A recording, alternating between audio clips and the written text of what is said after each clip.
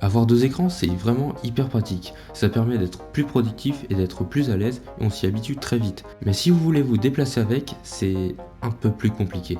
Les écrans de PC fixes sont lourds et peu transportables. C'est pourquoi, dans cette vidéo, je vais vous montrer comment fabriquer un second écran portable qui sera léger, fin et facilement transportable. C'est vraiment très pratique quand on a un PC portable, comme ça on peut mettre ce deuxième écran à côté et être beaucoup plus productif. Pour fabriquer cet écran, vous pouvez vous en sortir pour moins de 30 € si vous utilisez une dalle de récupération. Je mettrai les liens de tout ce que j'ai utilisé dans la description. Pour commencer la fabrication, il va nous falloir un écran. Moi j'ai décidé de le récupérer sur un vieux PC portable. Ce genre d'écran ont un connecteur qui s'appelle EDP30 ou EDP40. Il va donc nous falloir une carte qui permet d'adapter un signal HDMI vers ce genre de connecteur. On se rend donc sur eBay et il suffit de taper EDP30 to HDMI plus la résolution de votre écran. Ce genre de carte n'accepte qu'une résolution, donc faites bien attention lors de votre choix. Ensuite, on va avoir besoin de quelque chose pour rigidifier notre écran, car l'écran est très fin et il pourrait casser très facilement si on le laissait comme ça. Pour ça, je vous conseille comme moi de prendre une planche de médium en 6 mm. Pour faire la découpe de notre planche, on va avoir besoin de quelques dimensions, notamment la hauteur d'écran que l'on veut par rapport à la table. Donc pour ça, on va mesurer la hauteur d'un écran de PC portable. Ensuite, on va placer notre écran sur le bois et reporter cette distance. On va aussi ajouter des bords de 3 mm de chaque côté de l'écran, comme ça si plus tard l'écran subit une chute ou un choc, il y aura beaucoup moins de chances qu'il se casse. Une fois que tout est tracé, on passe à la découpe.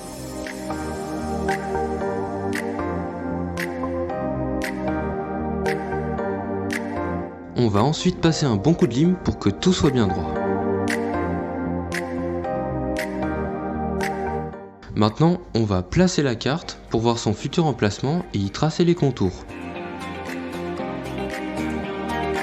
Comme on ne veut pas avoir une carte qui dépasse à l'arrière de l'écran, on va devoir la faire passer dans les 6 mm de la planche de bois. Pour faire ça, on va donc devoir dessouder certains composants et les remplacer ou les enlever. Je vais d'abord dessouder la prise jack, car je n'en aurai pas l'utilité, mais si vous en avez besoin, vous pouvez toujours la remplacer par une plus fine. Ensuite, on va dessouder la prise d'alimentation, on va la remplacer plus tard par une plus petite et plus fine.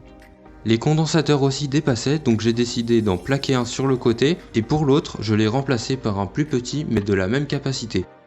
On va aussi dessouder le connecteur qui relie les boutons de commande à la carte. Je raccourcis les fils et je les soude directement sur la carte. Faites bien attention à bien les ressouder aux beaux endroits, moi j'ai dû tout dessouder puis ressouder car je m'étais trompé d'un fil d'écart. Voilà notre nouvelle prise d'alimentation, elle est un peu large alors on va la découper sur deux côtés pour qu'elle passe dans la planche. Ensuite on va marquer son emplacement, on marque aussi les futurs endroits à découper sur la carte, c'est-à-dire les endroits où il y a des composants qui dépassent. On commence par découper l'emplacement des prises. Pour le reste, je vous conseille de ne pas faire comme moi et d'utiliser tout simplement un ciseau à bois, mais je n'en avais pas, du coup j'ai utilisé une Dremel ainsi qu'un tournevis et un marteau.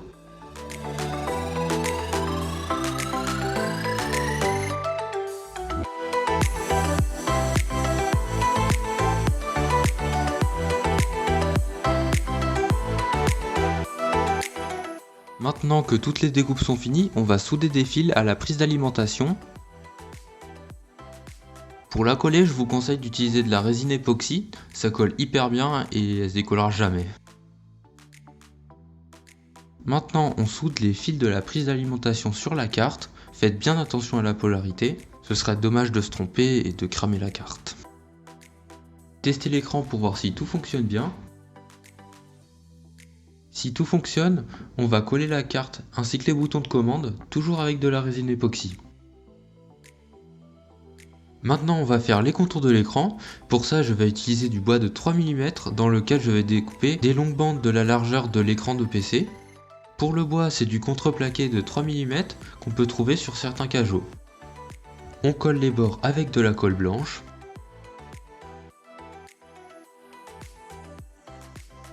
J'utilise ensuite ce genre de petites pinces noires pour les tenir en place afin qu'elles collent bien. L'écran a des bords de fixation en haut, mais ils sont un peu longs, du coup je vais les couper un peu.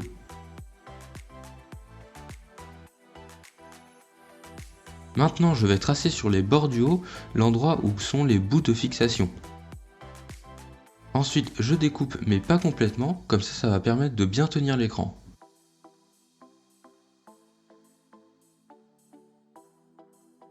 On colle, on fait tenir et on attend que ça sèche. Pour la partie qui cachera le bas, toujours pareil, je l'ai découpé dans un bout de cajot. On va devoir percer des trous à l'endroit des boutons. Pour marquer l'emplacement des trous, je vais utiliser un marqueur et je vais en mettre un peu sur chaque bouton. Ensuite, je vais prendre ma plaque de bois, je vais l'appuyer contre les boutons pour que ça marque bien.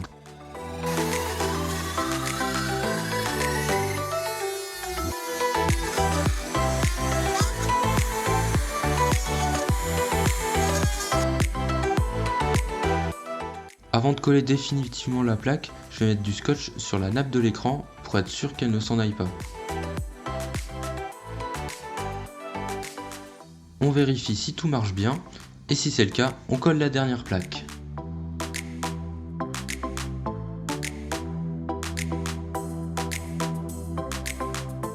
À cause de la plaque, on peut plus appuyer sur les boutons, du coup je mets de la colle chaude pour arranger ça.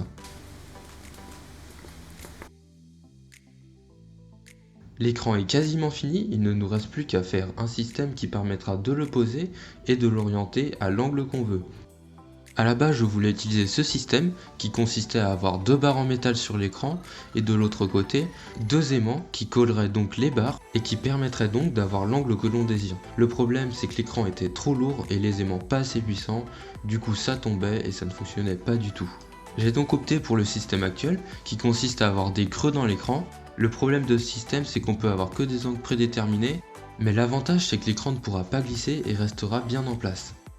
Avant tout, il va falloir déterminer les angles d'inclinaison qu'on veut pour l'écran. Pour faire ça, on va se rendre sur Fusion 360. J'ai fait un schéma très simple de l'écran qui va nous permettre de déterminer l'endroit où seront chaque creux en fonction de l'angle que l'on désire. Cette longueur-là et cette longueur-là sont fixes car à L2, elles font la hauteur de l'écran et j'ai essayé d'avoir la base la plus large possible pour que l'écran tienne bien en place. On va regarder angle par angle la mesure qu'on a sur le côté.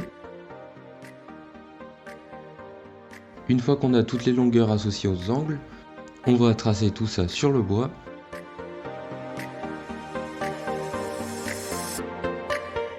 Je trace aussi des traits en pointillés, c'est là que vont s'arrêter les creux. Pour pas creuser trop profond et risquer de casser l'écran, je vais faire un trait au marqueur sur mon cutter, comme ça je suis sûr de pas aller trop loin.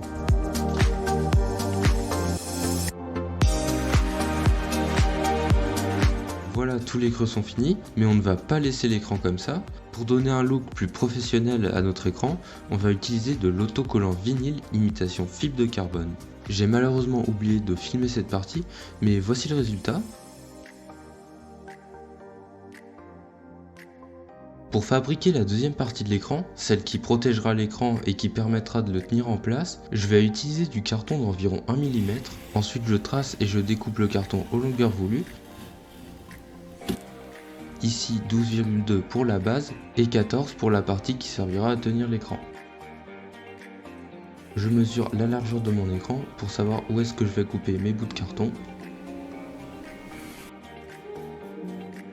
Une fois que les cartons sont bien découpés et à la bonne taille, on va utiliser du papier et de la colle blanche pour les relier ensemble.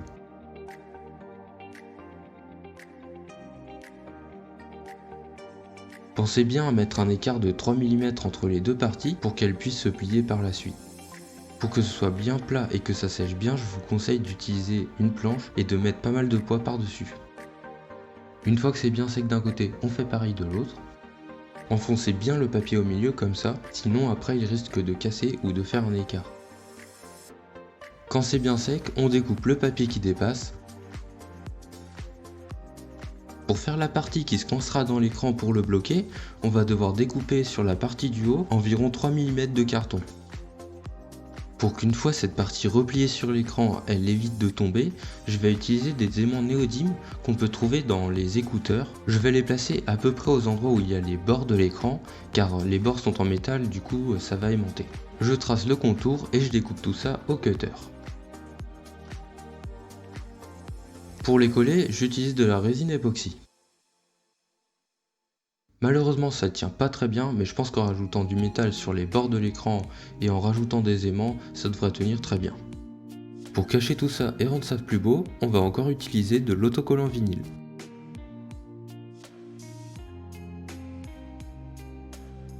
Laissez un peu de longueur sur les bords pour replier par la suite. Pour la partie qui sera en contact avec la dalle, on va utiliser du tissu. On va le découper tout en laissant un petit écart par rapport au bord de l'écran. Pensez à laisser aussi un peu de longueur en bas pour pouvoir ensuite fixer cette partie à l'écran. Puis on va le coller avec de la résine époxy.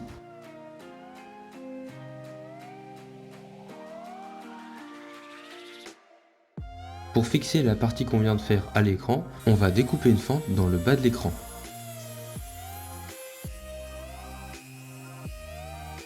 On met de la colle, personnellement j'utilise de la colle blanche. On insère le bas de l'autre partie où il y a du tissu et du vinyle qui dépasse. Pour bien coincer ça, je vais utiliser des bouts de carton que j'ai découpés et que je vais glisser dans la fente. Pour être vraiment sûr que ça ne s'en aille pas, je vais rajouter 3 agrafes.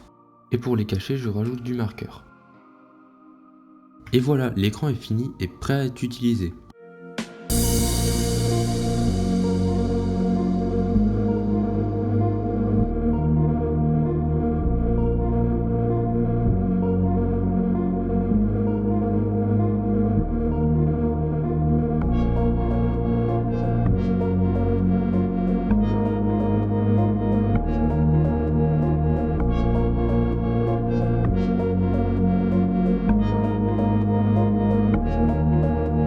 L'écran est très fin et pratique, on peut vraiment le transporter partout. Le souci c'est qu'on doit transporter en plus une alimentation 12 volts et ça peut vite devenir encombrant et embêtant de la brancher tout le temps. Mais heureusement on peut arranger ça. On va utiliser le chargeur de notre PC portable pour alimenter l'écran et en même temps charger l'ordinateur. Pour faire ça, il vous faudra une prise femelle adaptée au connecteur de votre chargeur d'ordinateur, une prise mâle pour brancher à l'écran et une autre prise mâle pour brancher à l'ordinateur. Il vous faudra également un abaisseur de tension qui pourra abaisser la tension de 19 volts qui sort du chargeur vers 12 volts pour alimenter l'écran. Je vous conseille aussi d'utiliser de la gaine thermorétractable et pour le fil, c'est du fil de récupération.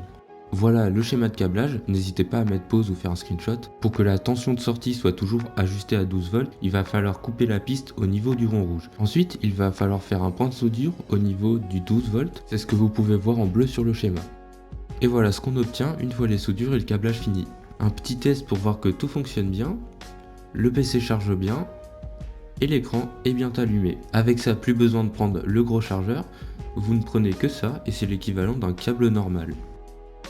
Cette vidéo touche à sa fin, j'espère que vous l'avez appréciée. Si vous avez aimé, n'hésitez pas à lâcher un pouce bleu et à vous abonner. Et si vous avez des conseils ou des questions, n'hésitez pas à me les mettre dans les commentaires. J'ai mis un sondage dans le i en haut à droite pour que vous puissiez choisir le sujet de la prochaine vidéo. Merci d'avoir regardé et à la prochaine.